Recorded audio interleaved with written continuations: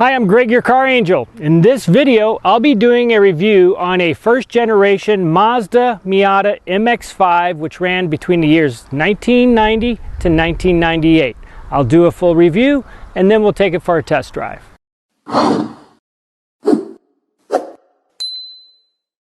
Now, the 1970s had many great two-seater, front-engine, rear-wheel drive roadsters that were being produced. You had the Lotus Elan, which the Mazda Miata probably took the most cues from, but you had the Triumph Spitfire. You had the Fiat Spider, the Alpha Romeo Spider, and you had the MGB. Of those cars, only the Alfa Romeo was in production when Mazda released the original Miata in 1990.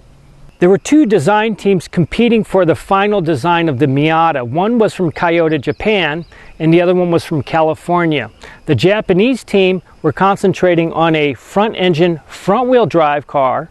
They were also going for a mid-engine, rear-wheel drive car, but the California team was going for a front-engine, rear-wheel drive car, and they are the ones that won. So it was a dicey proposition for Mazda to introduce a two-seater roadster when just about every other manufacturer had given up on the idea. What separated the Mazda Miata from those other cars is Japanese quality. It was engineering simplicity together with easy maintenance. So 1990 to 98 was the first gen, but it was 94 that the substantial design improvements happened. And those design improvements were really all about the 1.8 liter engine, which was much better fit for the Miata. And then you had chassis strengthening, which made the driving of this car a much better experience, as well as the limited slip differential. And you also had the critical addition of the dual airbags. Now, the way to tell the difference between a 1993 and a 94 is by looking at the badge on the rear of the Miata. And you'll see that the writing on the 94 is in red. The writing on the 93 was in black.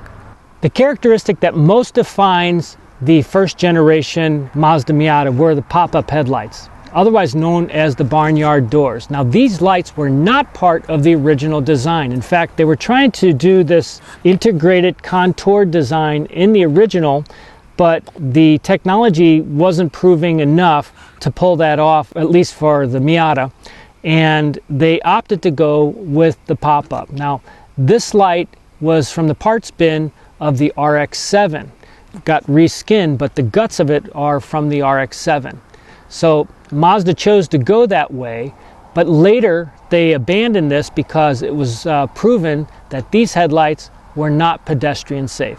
The pop-up headlights added weight, cost, and a bit of complexity. So Mazda, even though these were popular, they ditched them in the second generation.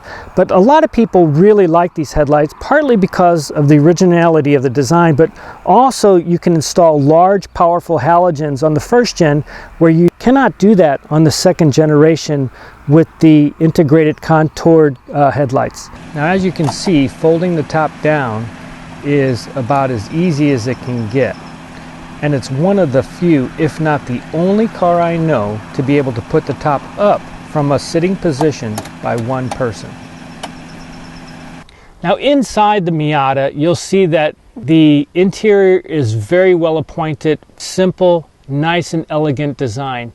It has some features though, beginning with the speakers in the headrest.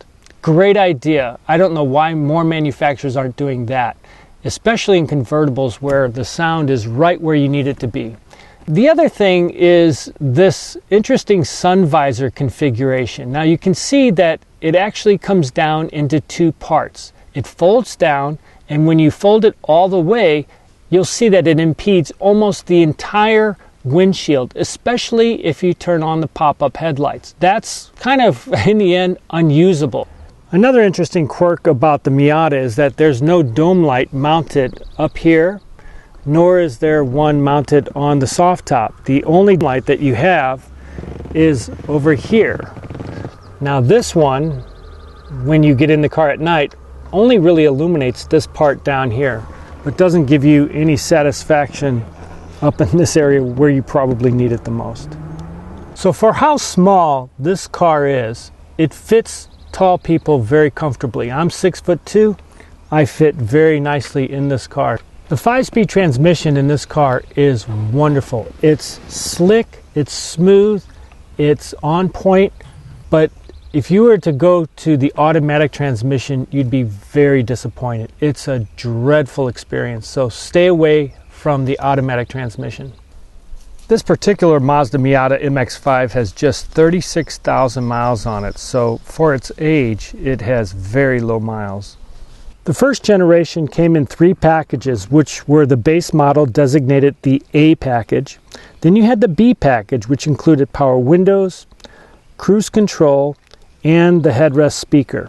And the C package, which is what this is, included the tan leather interior and the soft top.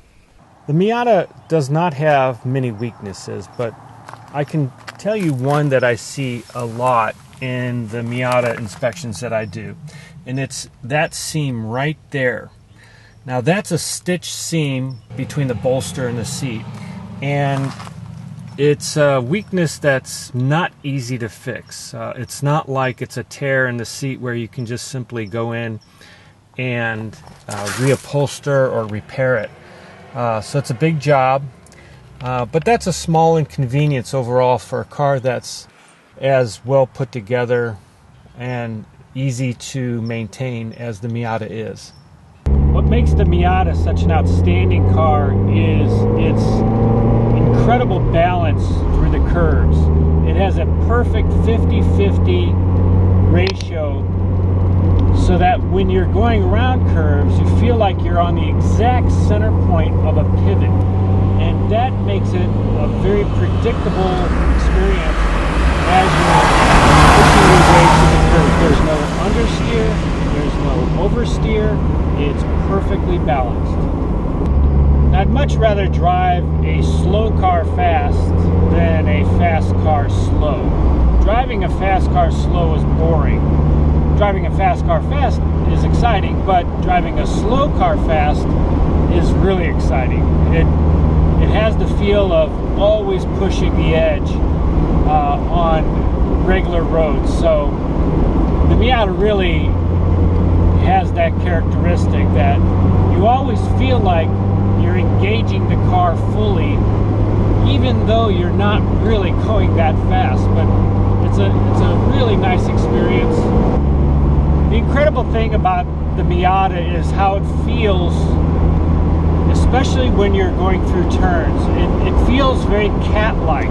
This car will not win any awards for sprinting, but it's in the turns that you get that feel that it's incredibly agile. It just can pivot on a dime, and it has that complete balance all the way through the turn. It's really an incredible feeling car. At $14,000 when new, the Mazda Miata was a lot of car for your money. As a used car, it's still a great car to buy because you're going to pick it up at a great price. There's still a lot of them on the road, and they're very easy to maintain. So thumbs up on the Mazda Miata as a used car purchase. It does show up on my Halo list, which is all the best used cars to buy. I'm Greg, your car angel. Give this video a thumbs up if you enjoyed it. I'll see you next time.